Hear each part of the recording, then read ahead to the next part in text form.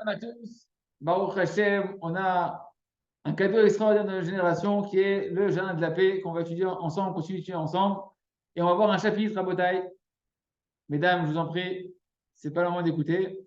Et messieurs, c'est le moment vraiment d'écouter un chapitre que je n'ai vu aborder que par le Rav Shalom Arouche, qui est l'épreuve essentielle, c'est le titre du chapitre, de la génération des gens qui sont mariés. Épreuve essentielle pour savoir s'ils vont rester mariés ou pas rester mariés. C'est une phase que, bon, Hachem, j'ai le souci d'accompagner quelques couples, un petit peu, des amis, etc., autour de moi. Et c'est une phase décisive avant que la rupture. Et où c'est encore, comme dit Rabbi Nachman, En Shum Yehush. Il n'y a pas de désespoir, il y a un message d'Hachem positif et constructif dans chaque situation. Mais ça, cette épreuve-là, il n'y a personne qui l'explique dans la génération à part le Rav Rouge, en tout cas jusqu'à ce que je sache aujourd'hui. C'est l'épreuve, je vous le dis tout de suite, on ne le verra pas dans les premiers mots de ce chapitre-là, mais ça va être abordé durant tout le chapitre. L'épreuve où la femme elle demande au mari de sortir de la maison. Ou elle dit au mari, c'est je te veux plus à la maison. Elle n'a pas encore divorcé. Il n'y a rien qui est acté. Mais soit elle part de la maison, ça c'est beaucoup plus rare. J'en connais un qui est comme ça que je suis en train de voir en ce moment aujourd'hui. Ou soit c'est lui qui part de la maison, qui a dit je te veux plus à la maison. Eh bien, sachez qu'on peut encore tout sauver et qu'il y a encore un message ici d'Hachem et que c'est une épreuve qui est essentielle, ce qu'on va aborder. Et Rabotai, même celui qui n'est pas dans cette épreuve-là, il doit écouter ce qu'on va voir ici parce que c'est des clés, on va avoir beaucoup de clés de la vie en général et du Shlom Bayit et que si Chad Veshalom, un jour, on doit affronter cette épreuve-là, savoir comment la gérer. Ok. Icar, donc le Rav nous dit l'essentiel des épreuves de la Emouna d'un homme. Où est-ce qu'elles sont? Dans sa maison, avec sa femme et ses enfants. Et des fois, un homme, il doit subir des hontes des gens de sa maison. Des fois, les gens de sa maison, ils ne l'écoutent pas. Ils ne veulent pas faire ce que lui, il veut. Et des fois, il y a un problème qui se réveille dans la santé, un problème dans la maison, avec quelqu'un de la maison, par exemple, qui a des problèmes de santé, d'éducation, etc. Et des fois, il y a des difficultés encore plus de la parnassa, etc., etc. Et sur toutes ces épreuves qu'un homme il va avoir dans sa maison, eh ben, il peut tous les surmonter correctement et les réussir si il apprend le message de Emouna et qu'il sait comment travailler chaque épreuve avec sa Emouna. Il dit le Rav, sache que tout le lien du mariage, avec toutes les difficultés et les épreuves que ça accompagne, hein, tout le fardeau qui vient avec l'épreuve du mariage, ça oblige un homme. Pourquoi tu te maries? C'est si difficile de rester marié aujourd'hui. Parce que le mariage t'impose de vivre avec la Emouna. Il t'impose la Emouna si tu ne veux pas devenir fou. Beaucoup plus que tous les autres problèmes qui sont en dehors de la maison. Un célibataire est à des milliards d'années-lumière de travailler sa Emouna que quelqu'un qui est marié avec des enfants. Parce que le lien du mariage, il t'impose. T'impose. Que pas, tu peux pas fuir. Tu ne peux pas faire l'autruche à la maison. C'est ce qui va se passer, c'est ce qu'on va voir. Un homme qui va faire l'autruche, à un moment donné, sa femme va le mettre dehors.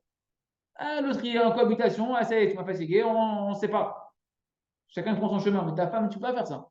Tes enfants, tu ne peux pas faire ça. Donc ça va t'imposer, Hachem va t'imposer à travers ça de vivre ta Emouna.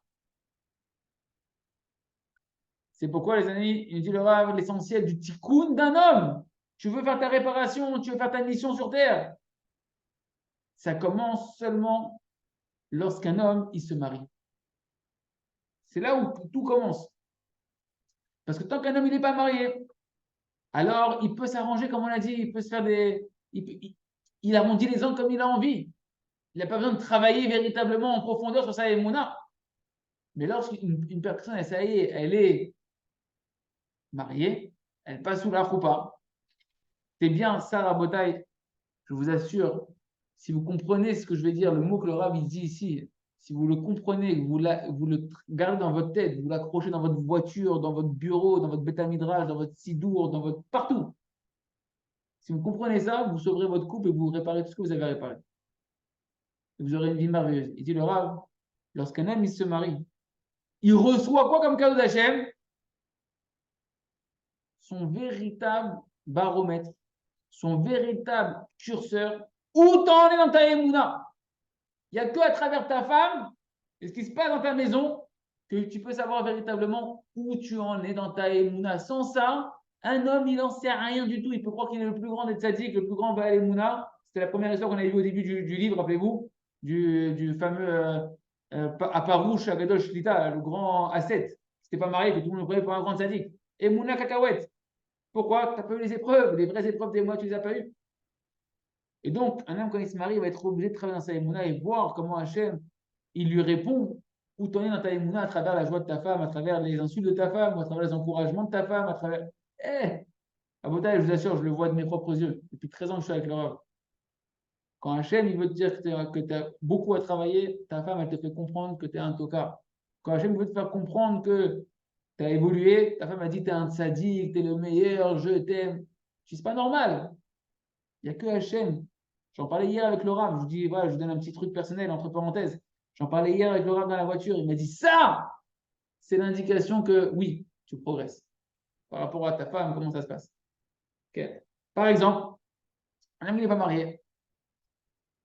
Il ne s'entend pas bien avec quelqu'un. Ok, c'est bon, on change. On n'est pas marié, frère. C'est quoi l'expression? On n'est pas marié, frérot. Prends ton chemin, je prends mon chemin, on se reverra peut-être plus tard. Qui t'oblige de rester en lien avec lui? Rien. Tu n'as pas passé un pacte avec lui. Un pacte avec le diable. Tu ne veux pas ce pacte-là. Donc, tu n'as pas de travail de Emouna. Tu prends la fuite. Et donc, tu n'as aucun curseur, aucun miroir véritable de où tu en es dans ta Emouna. Tu esquives l'épreuve, en fait. Mais un homme qui est marié, un homme qui est véritablement marié, il ne peut pas quitter la maison et faire semblant qu'il n'y a pas d'épreuve. Parce que les épreuves, la femme, elle va lui remettre dans la tête, mais bien comme il faut. C'est pas la femme, c'est Hachem. Parce qu'Hachem, il veut que tu grandisses en Emouna. Avec tes enfants, c'est pas ta femme, ça va être tes enfants. C'est pas possible. Si, mon pote, tu vas travailler ta Emouna, tu vas parler à Hachem, tu vas crier à Hachem, tu vas faire chouva, tu vas chercher à t'améliorer. Tu es obligé dans ta maison de faire face aux épreuves qu'Hachem met dans ta maison. Et malgré toi, tu es obligé de faire le constat où tu en es dans ta Emouna. Et tu vas commencer à devoir travailler ta Emouna. Vous avez compris comment c'est complémentaire le jardin de la paix avec le jardin de la foi. Le jardin de la foi, il t'apprend la Emouna en général. Mais le jardin de la paix, c'est comprendre que c'est où que tu vas voir où tu es dans ta Emouna, c'est avec ta femme, avec tes enfants. Un homme qui n'est pas marié, si on lui manque de cavote, on lui manque de cavote. Il peut faire la guerre. Il peut rentrer dedans et lui renvoyer aussi une insulte, et mal lui parler, faire des shalom, etc. Sans que ça va l'endommager dans sa vie personnelle. Ça va durer le conflit. Je protège mon honneur, je m'en vais. Okay. Et même si c'est quelqu'un qui a l'habitude de ne pas répondre à ce qu'on lui fait comme insulte, c'est juste parce qu'en public, il veut passer pour quelqu'un qui a qui passe sur ses midotes, c'est un sadique, ouais. Mais quand un homme il est marié, et ça, Rabouta, c'est qu'un homme marié qui peut se rendre compte que dehors, tu peux faire l'homme qui passe, qui est cool, qui allez, c'est bon, j'ai pas vu, j'ai pas entendu, etc. Mais quand ta femme, elle te méprise, mon ami, c'est Hachem, bien évidemment, à travers ta femme, qui t'envoie un scud, frère, un scud, elle a tapé en plein dans le mid avec un bazooka, dans l'endroit le plus sensible. Ta, dans ton point faible, elle envoie la patate, ouais. Ou bien qu'un de tes enfants, il ne t'écoute pas. C'est possible. Je fais tout pour lui, il ne m'écoute pas. Il ne m'écoute pas, mais genre bien, il ne m'écoute pas. Eh bien, tu vas voir comment tu vas réagir. Tu sais très bien comment tu vas réagir avec tes vrais midotes, avec tes vrais traits de caractère, où tu en es véritablement. Si tu es coléreux, ça va sauter. Tu vas exploser de colère. Tu ne pourras pas cacher ta colère à la maison. Kamouvan, que dès que toi, tu ne réagis pas correctement à la maison, tu ne tiens pas l'épreuve des Emouna, tu n'as pas encore travaillé suffisamment ta Emouna, et que tu ne réagis pas de la bonne manière face à la situation, du manque de cavote que tu es en train de subir, de la honte que tu es en train de subir de ta femme et de tes enfants. Et ça va passer tranquillement, cette histoire. Ta réaction, elle va entraîner une réaction en chaîne. C'est Hiroshima. Et donc, lui, il ne comprend pas. Qu'est-ce qui se passe? Normalement, quand je lève le ton, ça se termine l'histoire avec les autres. Au travail, quand je tape le poing sur la table, c'est fini. Ici, je lève le poing sur la table, on me met une massue sur la tête. Parce que tu n'as pas compris. Que tant que tu ne vas pas vraiment travailler, te prendre en main, c'est ce qu'Hachem il veut, c'est pour ça que tu es là. C'est pour ça que tu as la Torah, les mitzvot, et que tu travailles ce que tu veux, tout. C'est pour ça. Tant que tu ne vas pas travailler véritablement sur ta Emouna, tu n'auras pas Shlom Bayit, mon frère. Et si tu as un Shlom Bayit sans travailler sur la Emouna, c'est très bizarre. Très, très, très bizarre. Vérifie la Touba, peut-être tu n'es pas marié vraiment, je ne sais pas. Il y en a plein qui ne sont pas mariés, ça se passe bien, dès qu'ils se marient, tout part en cacahuète. Pourquoi? Parce que le mariage, c'est le début du travail. Un homme qui n'est pas marié, okay, il ne peut pas être constamment dans le don pour l'autre. Travailler son chesed, d'être dans le don pour l'autre, dans la compréhension, dans le fait de vouloir essayer d'aider l'autre, etc. Mais un homme qui est marié, il est constamment en train de devoir donner. Il dit quoi? Je me suis marié que pour donner. Moi, je crois que j'étais un consommateur. J'ai fait un business plan avec ma femme. Moi. Combien je vais consommer, combien je vais rentabiliser. Maintenant, on me demande que de donner. Donner, comprendre, patience, écoute, et trucs, machin. Et pour ça, pour arriver à faire ça, et combler les attentes d'une femme et des enfants, il faut avoir une âme tranquille, une âme qui est remplie de lumière à l'intérieur d'elle-même. Tout ça sans émouna.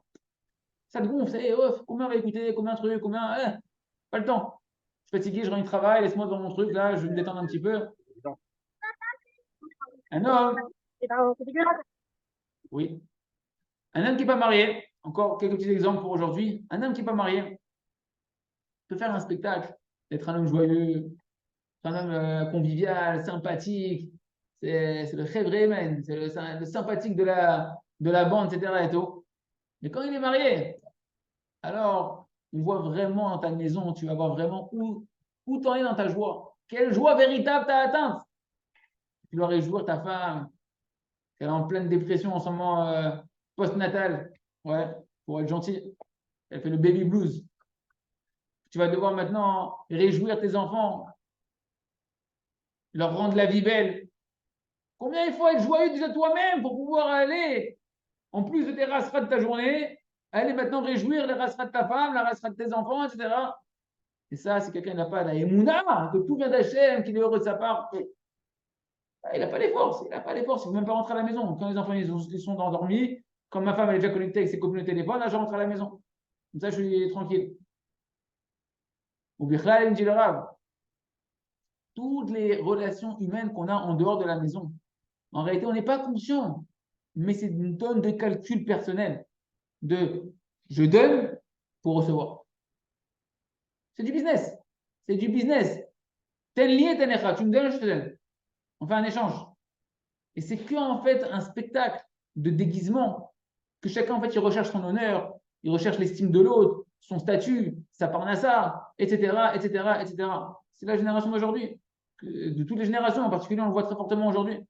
Mais dans la maison d'un homme, un homme, il sait, c'est fini, c'est plus pourri. Dehors, c'est pourri, à la maison, c'est qui pour. Il sert à la maison, on retire les masques.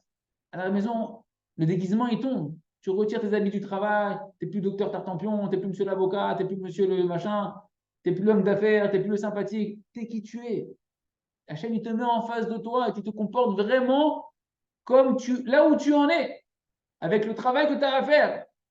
Si tu n'es pas un Baal Emouna, eh ben, il y a quelques points noirs quelques défauts qui vont ressortir dans tes comportements et qui vont laisser des traces au niveau du Shalom Bayit, au niveau de la satisfaction du cœur de madame, parce que c'est Hachem qui rend ta femme satisfaite ou non satisfaite. Et donc, tout ça, pourquoi Rabotai, tu vois, là, c'est la déprime, tout ça. Non, tout ça t'impose le travail qui conduit au bonheur dans ta vie, qui est de travailler ta Emouna. Il reste à Hachem que chacun continue d'étudier la Emouna, qu'on doit être heureux d'étudier ces cours-là, d'avoir les clés de la génération qui permettent de solutionner l'enfer sur Terre, qui est les problèmes de Shlom Bayit et d'explosion des couples. Et Rabotai, ce que le Rav dit, c'est pas de son cerveau que le Rav sort ça, je vous dis, soyez, comprenez bien, c'est une Torah Minashamaim que le Rav vous donne. Cette Torah-là, c'est des conseils qu'Hachem a descendus pour la génération, adaptés à notre génération, qui ont été certifiés, qui sont véritables. Et celui qui prend ces médicaments-là et qui y croit et qui se met à le faire vraiment, il aura un Shlom Bayit, il aura des enfants extraordinaires qui vont grandir dans le chemin de la Torah et des mitzvot, et il grandira dans sa émoua, dans sa joie de vivre. Il rassure chez ce qu'elle est causée. Chazak, ve, nitrazek.